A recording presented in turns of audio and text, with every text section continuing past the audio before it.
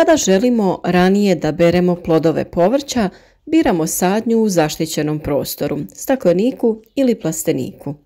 Na ovaj način u kontroliranim uslovima uzgajamo biljke koje je lakše održavati. Manja je mogućnost zaraze oboljenjima ili mogućnost napada štetnika. Lakše je održavanje prostora, kontrola korova, zalijevanja i prihrana.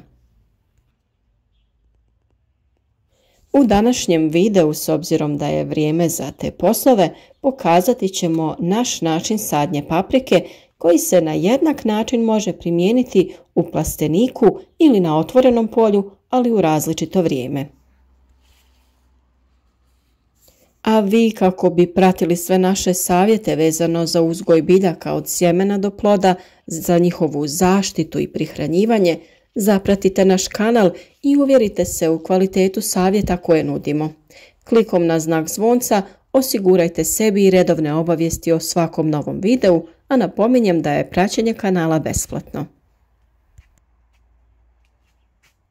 Ono što je uvijek najvažnije kod planiranja sadnje bilo kojeg povrća, naravno jeste priprema zemljišta. Ukoliko ste imali problema sa štetnicima, svakako potražite video o dezinfekciji plastenika, pa to obavite nekoliko dana prije početka radova. Prvo što smo mi morali uraditi jeste berba plodova zimskog uzgoja. Pobrali smo blitvu, špinat, rukolu i zelenu salatu koja je već bila skoro potrošena, te ostalo zeleno povrće, te izvadili mladi luk. Dio smo naravno spremili u zamrzivač kako bi imali dok ne dospije novo povrće u bašti, a dio smo naravno podijelili sa prijateljima. Nakon čišćenja svih ostataka, prvo smo po tlu rastresli stajnjak koji mora biti dozreo, to jest da je stajao određeni vremenski period. Potrebno ga je ravnomjerno rasporediti. Ukoliko niste u mogućnosti da nabavite stajnjak, možete da koristite i peletirano gnojivo koje možete kupiti u agrocentrima. Nakon toga slijedi frezanje. Na taj način ćemo stajnjak izmiješati u zemlju, a zemlja će dobiti kvalitetnu strukturu kako bi bila rahla, plodna i omogućila nesmetan razvoj korijena biljaka. Potrebno je nakon toga oblikovati gredice. Naravno, nakon što smo razmjerili i isplanirali broj redova koje možemo smjestiti kako bi biljke imale dovoljno prostora da se pravilno razvijaju. Nemojte napraviti previsoke gredice jer će tada sva voda odlaziti u dublje slojeve i neće se zadržavati oko biljaka u početnoj fazi kada im je jako bitna. Napravite uzvišenje od nekih 10 do 15 cm kako bi napravili prolaze između redova. U plasteniku je svakako neophodno postaviti navodnjavanje kap po kap kako bi biljkama redovno mogli dodavati vodu, a na taj način po potrebi u vodu dodavati i hranjiva. O načinu postavljanja, to jest instaliranja navodnjavanja i svih potrebnih cijevi imate poseban video na našem kanalu, a postavljanje crijeva sa rupama je vrlo jednostavno. Nakon toga vrijeme je da se stave i najloni, to jest crne malč folije sa kojima ćemo prekriti tlo. Na otvorenom se mogu koristiti ovakve umjetne vrste malča, ali i one prirodne poput slame, sjena i trave koje mi redovno koristimo u našoj bašti i odlično su se pokazale. Širina folija se prilagođava širini redova koje planirate praviti i mogu se kupiti folije sa već izbušenim rupama na određeni razmak, a možete ih sami praviti po potrebi. Mi smo i između redova postavili agrotekstil kako bi spriječili rast korova i kako bi se vlaga što više zadržavala u tlu. Sada bi trebalo otvoriti navodnjavanje i malo zaliti tlo ispod najlona kako bi sadnja bila lakša, a i ukoliko sami pravite rupe na najlonima, lakše ćete vidjeti gdje vam se nalazi crijevo, kako ga bušeći ne bi oštetili. A sada je i vrijeme da krenemo sa samom sadnjom. Sadnja se obavezno obavlja u poslijepodnevnim satima ili za vrijeme kišnog dana. Biljkama je potrebno vrijeme da se adaptiraju, to jest prilagode, a sredina dana kada je najtoplije nikako im ne pogoduje. I često se zna dogoditi da biljke, ako se sade u to najtoplije vrijeme dana, polegnu i treba im onda nekoliko dana da se oporave. Što se tiče razmaka, paprika se sadi na razmak od 50 do 60 cm između redova i od 20 do 30 cm između biljaka u redu. Možete ići na cik-cak metodu ili samo saditi biljke jednu preko puta druge. Iako je u vrtu ušteda prostora vrlo važna kako bi mogli uzgojiti veći broj različitih biljaka, ipak ukoliko imate prostora, razmak između biljaka može biti i malo veći, kako bi svaka pojedina biljka imala dovoljno prostora da se pravilno razvija.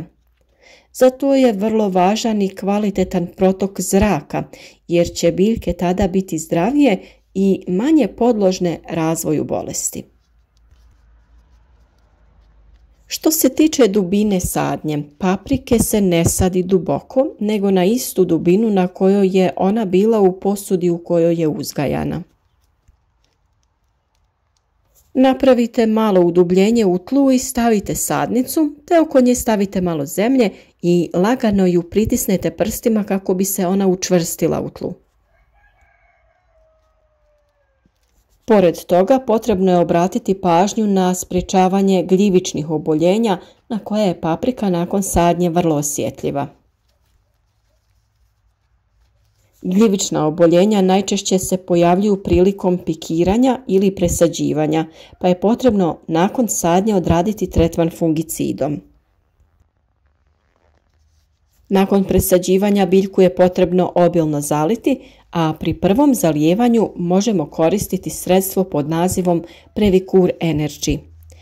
Previcure Energy osigurava preventivnu i sistemičnu zaštitu od bolesti polijeganja i rane plamenjače. Osim toga, pozitivno djeluje na rast korijena i ukorjenjavanje, a biljke lakše podnose stresne uslove presađivanja.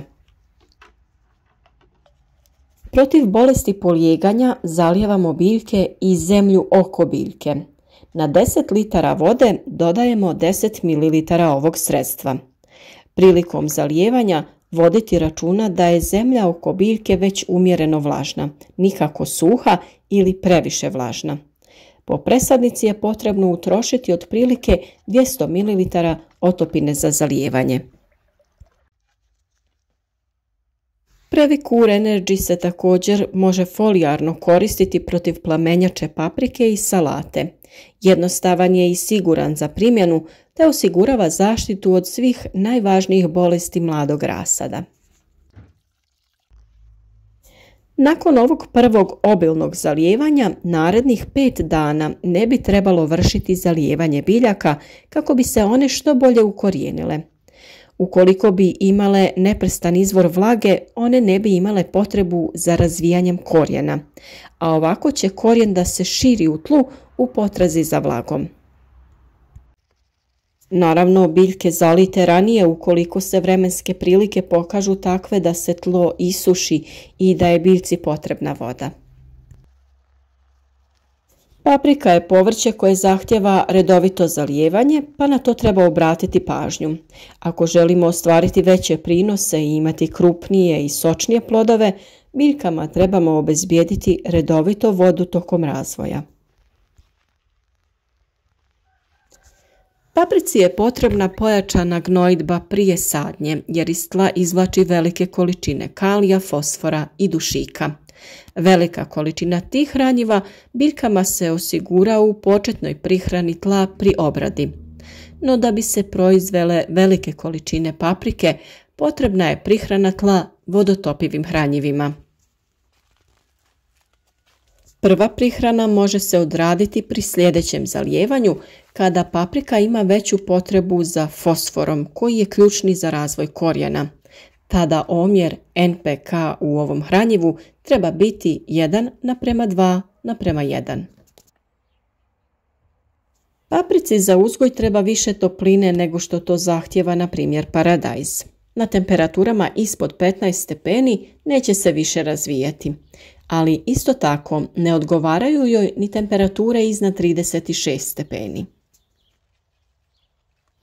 Održavanje nasada ovisi o načinu uzgoja paprike. Ako ste uzgoj paprike bazirali na foliji, nema kultiviranja nasada, no ako se radi o uzgoju bez folije, tada je potrebno 2 do 3 puta plitko kultivirati nasad odmah nakon navodnjavanja. Ovo je ono osnovno što je potrebno da se uradi prilikom sadnje, a naravno da ćemo u narednom periodu pokazati sve potrebne postupke poput vezanja, potperavanja, skidanja zaperaka i druge agrotehničke mjere koje su potrebne da se provedu da bi proizvodnja bila bolja i uspješnija. Sve o redovnoj prihrani, umjetnim ili prirodnim hranjivima na vrijeme ćemo da prikažemo. Zato pratite naš kanal i kliknite na znak zvonca kako bi na vrijeme dobili obavijest o novom videu, da ne propustite važne korake u uzgoju paprike i ostalih biljaka. Pišite nam komentare ispod videa kako vi uzgajate paprike. Uvijek volimo čuti vaše mišljenje, a i na sva vaša pitanja ćemo rado odgovoriti u što kraćem vremenu.